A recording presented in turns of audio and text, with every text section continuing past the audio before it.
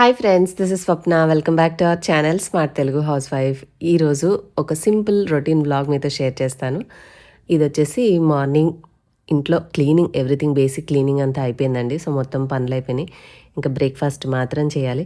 ఇంట్లో పని అయిన తర్వాతే నా కళ్ళు బయటకు వెళ్తాయి అనమాట. సో ప్రశాంతంగా ఇంట్లో మెయిన్ బేసిక్ పనులన్నీ చేసేస్తే కాస్త అప్పుడు బయట క్లైమేట్ ఎలా ఉంది, ఏంటి, ఏం ముగ్గు వేశానని ప్రశాంతంగా చూసుకుంటాను. లేదంటే అప్పటి వరకు అవన్నీ మస్ట్ అండ్ షుడ్గా చేయాల్సినవి కాబట్టి చక్క బెడ్స్ సర్చ్ చేసేయడము, అలాగే అన్నీ పైన కౌంటర్స్ తుడిచేసి ఊడ్చేసి వాషింగ్ మిషన్లో వేయాల్సిన ఉంటే వేసేసి డిష్ వాషర్లో పెట్టాల్సిన ఉంటే పెట్టేసి ఇవన్నీ చేశాక అప్పుడు చూస్తాను. సో బేసిక్ క్లీనింగ్ అంతా అయిపోయింది ఇంట్లో. క్లీనింగ్ అని కాదు, పనులు మ్యాక్సిమం అన్నీ అయిపోయినాయి. ఇగోండి డిష్ వాషర్ కూడా దగ్గరకు వచ్చేసింది. ఇంకా పూజ అయిపోయిన తర్వాత అక్కడ ఉన్న డెకార్ అంతా కూడా తీసేసి మళ్ళీ యథావిధిగా పెట్టేశాను అనమాట. ఇప్పుడైతే ఈరోజు చపాతీ తినాలని అనిపిస్తుంది. అందుకని చెప్పేసి ఇదిగోండి పిసికే ఓపిక అయితే లేదు. మీకు తెలుసు కదా ఎంత డీప్ క్లీనింగ్ చేశానో. దానికి తోడు నేను ఆల్రెడీ జర్నీ చేసి ఉన్నాను ఈరోజు. అంటే ముందు రోజు నైట్ వరకు జర్నీ చేసి వచ్చి అలసిపోయి ఉన్నాం కాబట్టి ఇంకా సరే అని చెప్పేసి ఈ అగర్ స్టాండ్ మిక్సర్ అయితే పెట్టేసుకున్నాను. ఇదైతే ఎంత హ్యాపీగా ఉంటుందంటే మనకు, అంటే ఓపిక ఉన్నప్పుడు మనం సొంతంగా చేసుకుంటేనే మనకి శక్తి ఉంటుందండి హ్యాండ్స్కి. కనుక ఒకసారి మన వల్ల కాదు చూడండి, అలాంటప్పుడు యూస్ చేసుకోవచ్చు. మీకు ఒకవేళ తీసుకోవాలని ఇంట్రెస్ట్ ఉంటే నేను దీని లింక్ డిస్క్రిప్షన్లో ఇస్తాను, తీసుకోండి. అండ్ నేను ఎవ్రీడే యూస్ చేస్తూ ఉంటాను.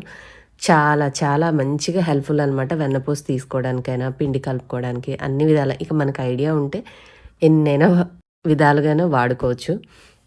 ఇంకా ఈరోజు మీకు సండే రోజు తేజు దగ్గరికి వెళ్ళేటప్పుడు వాడికి నాటుకోడి తెప్పించానమాట. తెప్పించి అమ్మ బాబోయ్ ఎంత రేటునే, నిజంగా ఇంతంత రేటు పెట్టి నాన్ వెజ్ తింటారని నా మనసుకైతే అనిపించింది. కూరగాయలు తినేవాళ్ళకి అలాగే అనిపిస్తుందేమో. సో అది 1 కేజీ తీసుకొచ్చాను. ఈరోజు కర్రీ ప్రాసెస్ అంతా మీతో షేర్ చేస్తాను. ఆల్రెడీ మసాలా అంతా కూడా ప్రిపేర్ చేశాను. అవి కూడా ఏం వేసానో మీకు చెప్తాను.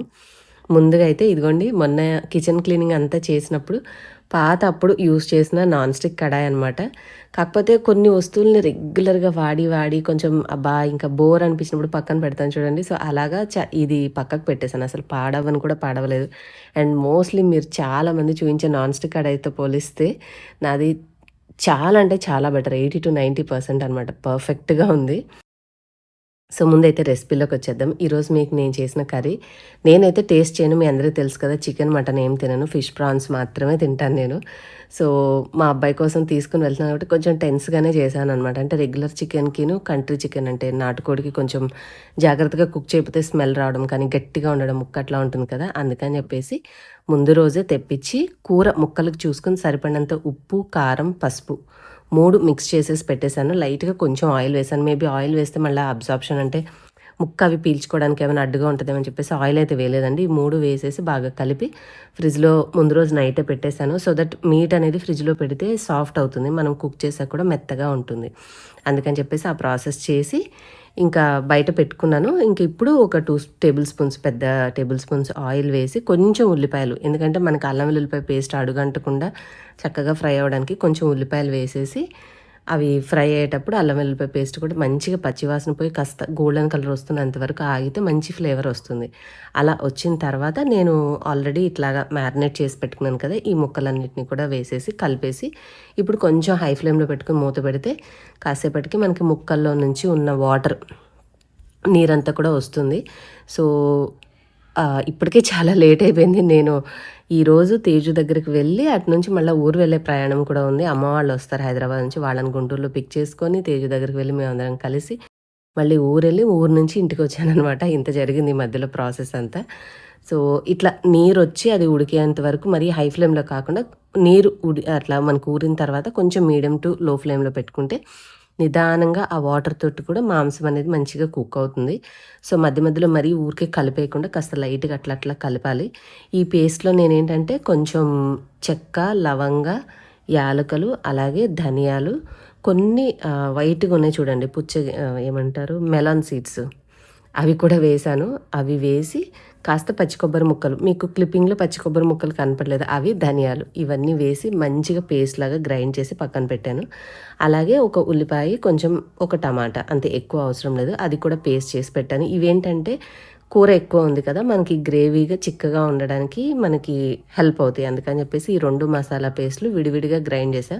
ఒక్కొక్కసారి 2 కలిపేస్తాను. కానీ ఈరోజు ఎందుకో 2 సెపరేట్‌గానే చేసేసి ఇప్పుడు అవంతా కూడా మసాలా ఇంకా నీరు మనకు ఆల్మోస్ట్ 90% ఎగిరిపోయింది. ఇంకా కొంచెమే ఉంది అన్నప్పుడు వేశాను. మరీ డ్రైగా ఉన్నప్పుడు వేస్తే మసాలా పేస్ట్ కూడా అది ఉడకాలి కదా! సో, కొంచెం నీరుండంగానే ఇవన్నీ వేసేసి జాగ్రత్తగా కలిపి ఇంకిప్పుడు హై ఫ్లేమ్‌లో అవసరం లేదు. సిమ్‌లో పెట్టేసి మూత పెట్టేయండి.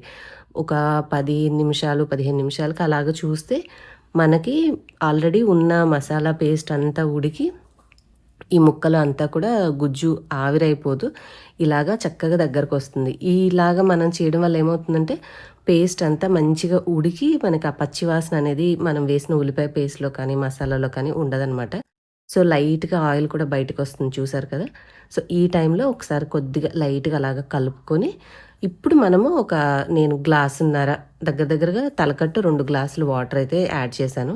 అంటే మరీ ఎంత కుక్ అయినా కూడా వాటర్ తోటి మనము వండకపోతే ముక్క అనేది మెత్తబడదు కదా! సో, ఒక్కొక్కసారి డ్రై రోస్ట్ చేస్తూ ఉంటాం. అలాంటప్పుడు మీరు రకరకాలుగా ప్రయోగాలు చేయొచ్చు. నేనేంటంటే చేసేదే రేరు. అలాంటప్పుడు ఎక్కువ ప్రయోగాలు చేయను. కర్రీ అంటే కర్రీ లాగానే చేస్తాను. సో, ఒక తలకట్టు 2 గ్లాసులు వాటర్ పోసేసి ఇప్పుడు మంటని హై ఫ్లేమ్‌లో పెట్టుకున్నామనుకోండి, ఆ నీళ్ళనేవి మరగడం స్టార్ట్ అవ్వాలి గదా! సో, ఇట్లా మరగడం స్టార్ట్ అయ్యేటప్పుడు నాకు కొబ్బరి డామినేషన్ ఎక్కువ ఉండడం వల్ల తెల్ల తెల్లగా కనిపిస్తుంది కూర. ఎప్పుడైనా మనం చేసిన వంట కొంచెం కలర్‌ఫుల్‌గా ఉంటేనే బావుంటుంది. సో, అలా ఆలోచించి ఇంకొంచెం కారం వేశాను. అంటే ముక్కల్లో వేసినప్పుడే సరిపడా వేశానని అంటున్నాను కానీ కొంచెం వాటర్ అన్నీ వేశాక తెల్లగా అనిపిస్తుంది కూర. అందుకని మరొక స్పూను కారం కూడా వేశాను. ఉప్పయితే అవసరం లేదు. సరిపడా వేసేశాను. కొంచెం అట్లా టంగ్‌కి టచ్ చేసి చూసాను అంటే ఉప్పగా అనిపిస్తుందా లేదా అని. ఓకే. అంతగా తక్కువైతే కొంచెం గ్రేవీలో వేసుకోవచ్చులే అని చెప్పి ఇంకా ఉప్పు అయితే ట్రయల్స్ వేయలేదు కానీ కారం కొంచెం వేసేసి సరిపడిన నీళ్లు పోసేసి అలా దగ్గరికి రానిచ్చి ఉడికిచ్చేసామంటే పర్ఫెక్ట్‌గా కర్రీ అనేది రెడీ అయిపోతుంది. అంతే సింపుల్. చివరగా దించేటప్పుడు మీకు దగ్గరకొచ్చాక కొత్తిమీరతో గార్నిష్ చేసేసుకుంటే చక్కగా నాటుకోడి కూర అనేది రెడీ అవుతుంది. మా మమ్మీ కూడా వచ్చారు కదా! సో, బాగుంది టేస్ట్ బాగా కుదిరిందని అన్నారు. ఆహ్, మమ్మీ వాళ్ళు ఒక పెళ్లి ఉందండి మా బంధువులది. సో, దానికోసము గుంటూరొచ్చారు. మేము ఇంకెటు తేజు గుంటూరులోనే కదా ఉండేది. అక్కడికి వెళ్ళి వాళ్ళను ట్రైన్ దిగే టైంకి వెళ్ళి పిక్ చేసుకొని, మేమందరం తేజు దగ్గరికి వెళ్ళి వాడికి కావాల్సిన స్నాక్స్ అవి ఇచ్చి, కూర ఇచ్చి, కాసేపు వాడితో టైం స్పెండ్ చేసి మళ్ళా ఊరొచ్చేసాము. ఊరొచ్చాక సాయంత్రానికి ఇగోండి మా మమ్మీ నేను పెళ్ళికి రెడీ అయిపోయాం. నైట్ ముహూర్తం అనమాట. మా సైడ్ ఎక్కువ నైటే జరుగుతుంటాయి పెళ్ళిళ్ళు. ఇక ఇక్కడ తీసిన ఈ చిన్న క్లిప్పింగ్‌కే మా వారు నాకు కళ్ళతో సైగలు చేస్తున్నారనమాట. ఫోన్ లోపల పెట్టేసేయను. అందుకే ఎక్కువ నేను షూట్ చేయలేదు. ఇక ఆ సిగ్నల్ తోటి ఫోన్ పక్కకు పెట్టేశాను. ఇంకా నైట్ పెళ్లి చూసుకొని ఇంటికొచ్చేసి నెక్స్ట్ డే సోమవారం ఉదయాన్నే బయలుదేరేసి వచ్చేసాననమాట. అంతే అండి ఇవాల్టి సింపుల్ వ్లాగ్. డెఫినెట్‌గా మీకు మంచిగా రెసిపీ అండ్ ఈ చిన్న వ్లాగ్ నచ్చింది అని అనుకుంటున్నాను. నచ్చితే లైక్ చేసి, షేర్ చేసి, కొత్త వాళ్ళైతే సబ్స్క్రైబ్ చేసుకోండి. నెక్స్ట్ వీడియోలో మళ్ళీ కలుద్దాం. Bye. Thank you all for watching.